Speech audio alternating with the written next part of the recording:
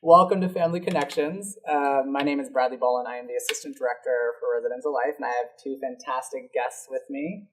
My name is Noah Young, and I am currently a senior here at Arizona State. I work for the University Housing Department on the recruitment team. And my name is Chad Price. I'm the Director for the Disability Resource Center here at Arizona State University, and I have a couple of college-age kids. And that's what we're here to talk to you about, because not only does Chad have a lot of experience at ASU, but he also has experience of saying goodbye to his students and sending his students not only out of state, but to college and whatnot. So what is it like? What are some things that you have learned sending one student off to college and about to send your second student off to college? I was excited for, of course, working at a university. That's the one thing that, for me, it's always exciting to see our kids grow and develop and experience new things and things that are different.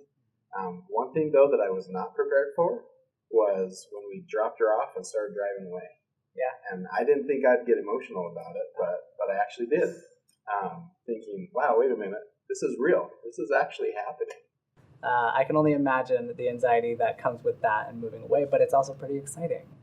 Absolutely, yeah. And I think that, for me, really there was a lot of excitement for my kid, knowing what she was going to be starting and getting involved with as far as just being in an academic setting and higher learning and being able to meet new people, have new experiences, and really just grow. Okay, so 2 years ago, you send your first child off to college, and you're about to do it again. What are things that you did your first time that you are not going to do your second time? First of all, is having that conversation with, so now it's a son, so having a conversation with him about communicating. Okay. So having a plan in place in advance. I need to sit down with him and talk about, okay, here's some things I need you to know before I let you go. And it's not necessarily academic related things, but it's more of those simple things. Okay, you've got a car. Okay, make sure you know how to check and change the oil, and you know how to change a tire, which he knows, but it's some of those checklists that I need to make sure that I know and I'm confident that he knows, so that when I send him off, it's like, okay, I can breathe now.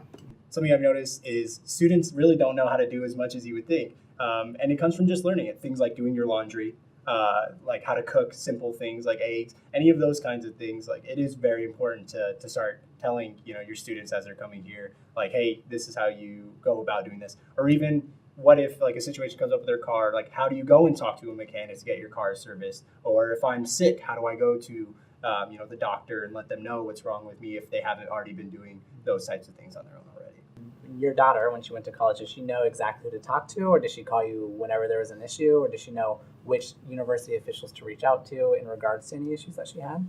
So she would call whenever there was some type of a need or she wasn't quite sure what she needed to do, and then we were able to explain, okay, here's who you need to go talk to. You need to, and maybe even you need to go talk to your professor about this, or you need to go to admissions, or you need to go to financial aid and different places like that. When she was like, okay, there's a problem, but I'm not quite sure who I need to talk to. So we were able to direct her to those places that were going to be helpful. With ASU being so big and having so many resources, who do I go to if I'm sick? Where is the health center located? What are the hours? How do I talk to my community assistant, or how do I talk to my peer mentor that lives on the floor with me? And so, and really empowering your students not to just figure it out on your own, that the university has so many resources and so many professional staff, like the Disability Resource Center or the health center, anything like that, the counseling services.